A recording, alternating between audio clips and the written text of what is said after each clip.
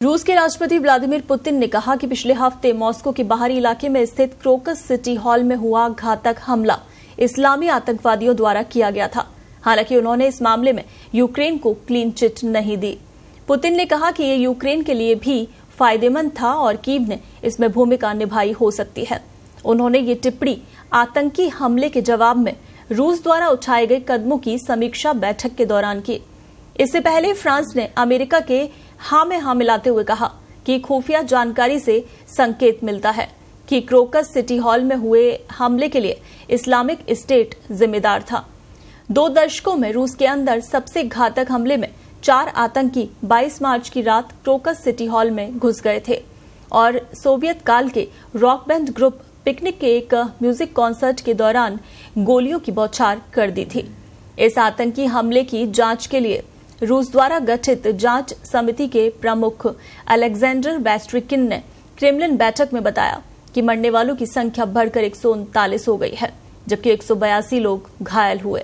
इस हमले को अंजाम देने के संदेह में ताजिकिस्तानी मूल के 7 आरोपियों को मॉस्को की बासमनी डिस्ट्रिक्ट कोर्ट ने आतंकवाद के आरोप में हिरासत में भेज दिया।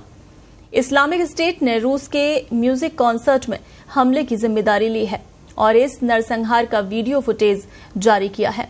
रूसी राष्ट्रपति व्लादिमीर पुतिन ने क्रेमलिन बैठक में कहा, कट्टरपंथी इस्लामवादियों ने क्रोकस हॉल पर आतंकवादी हमला किया, लेकिन हमें इसमें दिलचस्पी है कि उन्हें ये करने का आदेश किसने दिया, इससे किसे लाभ होता है। आतंकवादी हमला कीव और वाशिंगटन की कारगुजारियों की श्रृंखला में सिर्फ एक कड़ी है। कीव एडमिनिस्ट्रेशन ने रूसी समाज को डराने और कलह पैदा करने के उद्देश्य से किसी भी प्रकार की अमानवीय रणनीति का इस्तेमाल किया है। उन्होंने यूक्रेन वासियों को ये दिखाने की भी कोशिश की कि वो केवल वाशिंगटन के आदेशों का पालन कर रहे हैं। हमले के बाद रूसी समाज ने सच्ची एकजुटता दिखाई है। पुतिन ने सीधे तौर पर इस्लामिक स्टेट का जिक्र नहीं किया और अपने पिछले दावे को दोहराया कि हमलावर यूक्रेन भागने की कोशिश कर रहे थे। उन्होंने कहा कि कई सवालों की जांच अभी की जानी है। यह अत्याचार उन लोगों के प्रयासों की एक पूरी श्रृंखला की कड़ी हो सकता है जो 2014 से कीव शासन के हाथों हमारे देश के साथ युद्ध लड़ रहे हैं। हम जानते हैं कि रूस और उसके लोगों के खिलाफ ये जघन्य अपराध किसके हाथ से हुआ, लेकिन हमारे लिए दिलचस्पी की बात यह है कि इसका ऑर्डर किसने दिया और हमले का उद्देश्य दहशत फैलाना था।